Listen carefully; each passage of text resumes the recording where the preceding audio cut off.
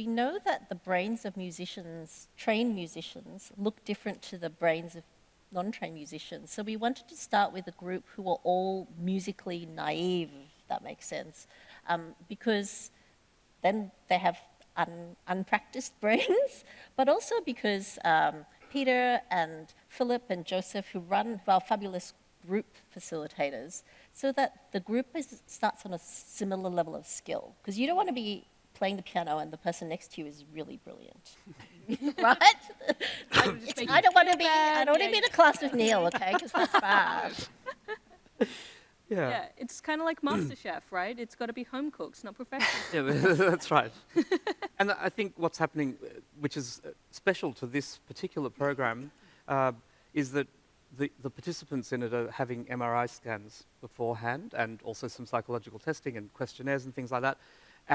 And so that's sitting there, and then they do the 12-week program, and then they will have another MRI. And so, of course, we're looking for, but Lee-Fay should answer this because she knows all about it. Yeah. So we're looking for changes in the hippocampus in particular, which is the area of the brain responsible for memory, but also throughout the brain. So, whether the brain is, I guess, bigger is not probably the appropriate word, but more robust. Yeah, denser, exactly. And also whether it works differently, functionally as well. So when you say it looks different, tell me more. On an MRI scan. So we're looking at white matter changes and grey matter. Now this is just no, words, I love the right? nerdy stuff. Yeah, We're here for the nerdy stuff. So basically we're going to look to see, and Nicole's here, who's doing her PhD on it, so we should actually get Nicole to answer the hard question. But yeah, so we're going to look to see if the brains change at all over 16 weeks. And so would you see that mostly in matter, or is that also in kind of like the firing of signals and the way that works? Do you look at live activity of the brain?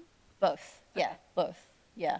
I mean, this is the really novel bit of this study. So there have been some studies already showing that music making improves cognition in older people, but no one's really done a study comparing singing to keyboard playing, and no one's looked in the brains yet.